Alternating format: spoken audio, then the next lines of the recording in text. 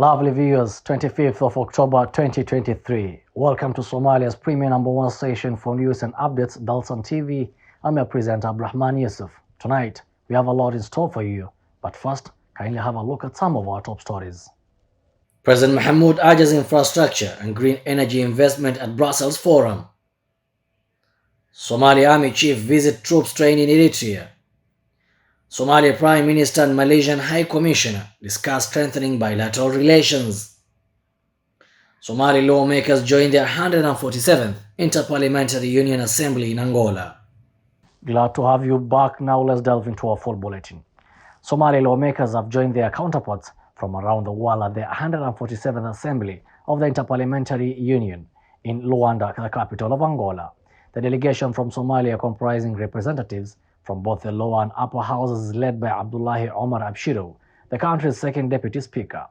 The event is expected to run till 27th of this month. The Somali lawmakers have joined their counterparts from around the world at the 147th Assembly of the Interparliamentary Union in Luanda, the capital of Angola. The delegation from Somalia, comprising of representatives from both the lower and upper houses, is led by Abdullahi Omar Abshiro, the country's second deputy speaker.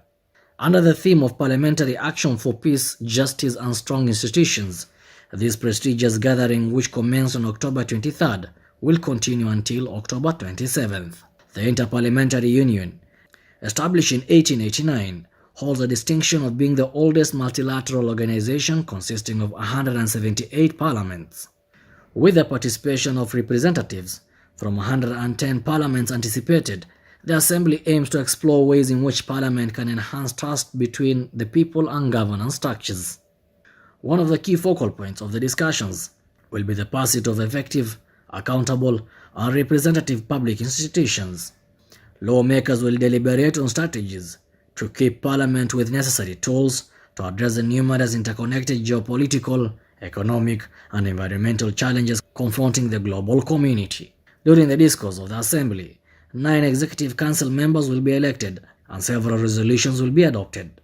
A highly anticipated moment of the Assembly will be the announcement of the recipient of the 2023 Member of Parliament of the Year award, known as the Krima Passy Prize. The prestigious accolade recognizes exceptional parliamentary leadership and dedication to public service, acknowledging individuals who have made significant contributions to their nations and global community through their legislative work. As the Assembly progresses, Somali delegation will actively participate in deliberations advocating for inclusive policies, promoting peace and stability, and reinforcing the vital role of Parliament in advancing the well-being of their respective nations and the world at large. Now we cross over where the Somali Prime Minister Hamza Abdi Barre engaged discussions with the Malaysian High Commissioner to East Africa, Razami Mohammed, to explore avenues for bolstering relations, fostering deeper cooperation between the respective nations. Somali Prime Minister Hamza Abdi Barre engaged in discussions with the Malaysian High Commissioner to East Africa, Razami Mohammed, to explore avenues for bolstering relations and fostering deeper cooperation between their respective nations. The meeting marked by shared commitment to mutual growth and development, centered on identifying investment opportunities and potential areas of collaboration spanning trade, livestock, agriculture, fishing, healthcare, and education. Prime Minister Barre, representing the Federal Republic of Somalia, expressed his enthusiasm for strengthening ties with Malaysia and emphasized the investment potential that Somalia holds. With its rich natural resources and strategic locations, Somalia represents a promising landscape for international investors. Prime Minister Barre highlighted the country's untapped potential in various sectors and underscored the importance of foreign partnerships in unlocking Somalia's economic growth.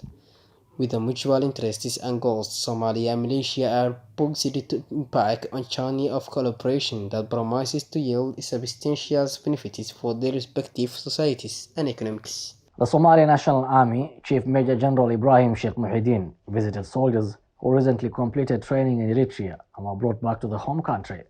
The visit took place at the Air Force base, where Major General Ibrahim delivered a speech urging the troops to prepare to the active participation in the ongoing offensives against Al-Shabaab group. The Somali National Army Chief Major General Ibrahim Sheikh Muhyiddin visited soldiers who had recently completed training in Eritrea and were brought back to their home country. The visit took place at the Air Force Base, where Major General Ibrahim delivered a speech urging the troops to prepare for active participation in the ongoing war against the Al-Shabaab group. Addressing the units gathered at the base, Major General Ibrahim emphasized that the time had come for soldiers to return to their homeland and join the offensive against the militants. The goal was clear: to liberate the country from the grip of Al-Shabaab and establish lasting peace and stability. The commander expressed his confidence in the capabilities and dedication of the troops, commending them for their commitment to undergoing rigorous training in Eritrea. The training was designed to enhance their skills and equip them with necessary tools to effectively combat the Al-Shabaab group. The offensive against Al-Shabaab has been a long-standing priority for Somali government and its international partners. The group has wreaked havoc in the country, causing immense suffering and hindering progress in various sectors. Now, lastly, Somalia President Hassan Sheikh Mohamud arrived in Brussels on Tuesday to participate in the Global Getaway Forum, a prestigious event that brings together high-level government representatives, financial institutions, private sector leaders, civil society organizations, and international organizations.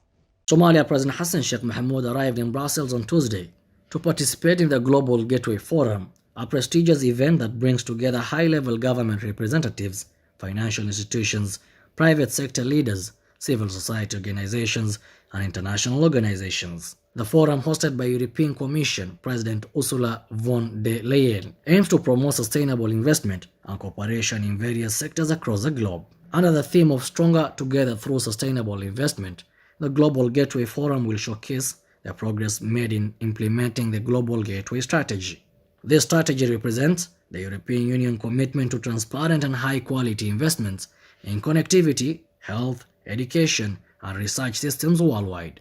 President Mohamud is expected to address the gathering and shed light on critical global issues. His speech will specifically focus on the urgent need for investment in infrastructure development, the transition to green energy, the importance of education in driving socio-economic progress. During his visit, President Mohamud will engage in several bilateral meetings with European leaders on the sidelines of the forum. Reports suggest that one of his primary objectives is to advocate for funding support for the ongoing military operations in Somalia. In September, the Somali government appealed to the United Nations Security Council, requesting a 90-day pause in the drawdown of the 3,000 peacekeepers stationed in the country. The aim is to maintain stability and security amid the ongoing offensive against the Al-Shabaab group. Last month, Kenya, Ethiopia, Burundi, Djibouti, and Uganda, which contribute troops to the Africa Union Transition Mission in Somalia, jointly called on the United Nations Security Council to implement a similar pause in the peacekeepers' drawn. Their request was based on a joint technical assessment, which revealed a fragile situation, particularly in areas where military bases are being handed over to the Somali National Army or scheduled for closure. Our lovely viewer, that's all we have prepared for you tonight from our desk in Mogadishu. I wish to thank everyone who partook in this news bulletin. And you are a lovely viewer wherever you're watching us from. Have yourselves a lovely night. Kindly keep tabs for more stories in our subsequent bulletins.